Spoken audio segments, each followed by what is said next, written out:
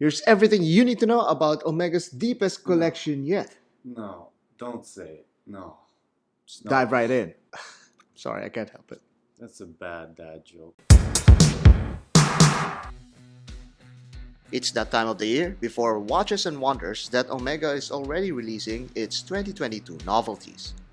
Starting us off is the new Speedmaster 57 from the Heritage Collection.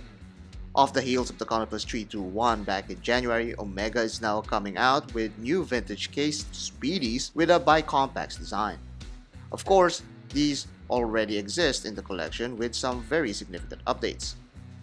These new Speedy 57s have a 40.5mm case diameter. This slightly improves on the 41.5mm of the previous Speedy 57. The taper is a little bit more aggressive this time around, making for a more generous fit. The text on the bezel is slimmed out, and they cured my OCD on this dial by having a 3 numeral setup instead of 4. This may be because of the new manual wide caliber 9906 that's now Meta certified and has a 60-hour power reserve. These specs are not too far off from the 9300 caliber, which is a coaxial movement, but that one has an automatic rotor.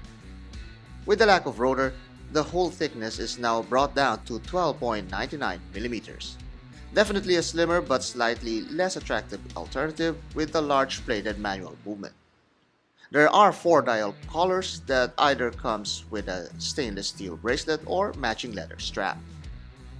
There's a color emphasis on green this year with some really cool pieces being released to milk the market that continues to demand this nature-loving color. First, there's a pair of Seamaster professional divers that remains pretty much in the same specs. The obvious change here is the green ceramic dial and bezel along with the new green rubber strap. Other collections also got this green treatment, such as the Constellation, which got this dark green model, and the new Aquaterra with a muted green hue. These collections also got some other color additions to their lineup, that's seemingly challenging a certain market leader for dial options.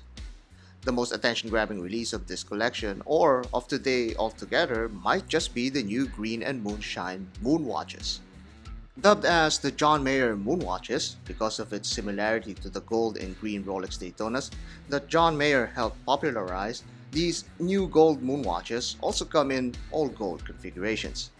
These will either have the green PVD coated dials or the 18K moonshine gold dials from Omega. There is also a lunar strap variant that Omega is proud to feature. This has the moon pattern on the underside of the material with a brushed texture from the visible side of the strap. This looks very cool. The big headline of this release is the new Omega Seamaster Planet Ocean Ultra Deep Collection. That's an excessive amount of words in a name that befits the excessive amount of water resistance that you can flex with this collection. The 6,000 meters of water resistance, yes, that's 600 meters with an extra zero thrown in for good measure. Aesthetically, this collection is set apart from the other Planet Oceans with the use of gradient dials and a new 300 Vickr Omega Steel, yes, O-Omega Steel case. All jokes aside, the Ultra Deep is not joking around compared to the Planet Ocean line. In fact, only the liquid metal scale and ceramic bezels remain similar between the two. There is no benign tumor on the side of the case nor a squinting eye for a date window. This one has a smaller dial footprint and a slight crown guard instead. In keeping with the Omega dress code, these Ultra Deeps will come with an equally over-engineered rubber strap setup. The showstopper though is the Ultra Deep Titanium model. This one features a ceramized titanium dial, looped NATO strap, and a whole new different case shape. This shape is very much a deliberate design choice. This references the record-breaking Ultra Deep original models that went to the Marianas Trench a few years ago. In this image from Fratello Watches, you can see the two side by side to see the comparison between the two. There were 3 original Ultra Deeps created for the diving expedition, but this new production model will not be so rare, being a non-limited run. The case dimensions for this is a whopping 45.5mm with a 56mm lug-to-lug distance. The thickness is a realistic 18.12mm and about 20mm with the strap in consideration. The only time this seems reasonable is when it's put beside the original, which is really just an Invicta Hercules with an Omega crown. The movement inside is the 8912 caliber that is very good for a workhorse movement and can also be found inside the modern Profla, Bluff, Blow, Prof, whatever. The variant will feature a sandblasted grade 5 titanium case, and this case also inherits the fixed lug design from the original. The design is also extended down to the titanium keepers and buckle that I really like. Let's end this video with a quick look against its target, the Rolex Deep Sea. The water resistance is almost double that of the Deep Sea, coming in at just 3,900 meters, but the diameter is also 1.5 millimeters wide.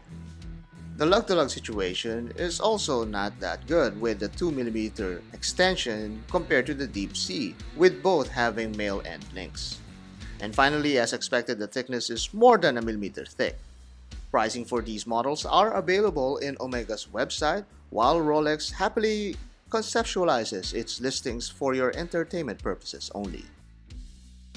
So what do you think? Is this a hit or miss for Omega? What's the market for these new Omega collections, and how would Rolex react to these newest releases? Well, probably they'll do nothing, you know? I mean, Rolex just does whatever they want anyway. But what about you? Will you be buying any of these new Omega divers? Comment down below and let's discuss. I'll stick to my Seiko. I likely can't afford any of these. Still pretty good. Hear that? Okay. It's misaligned though.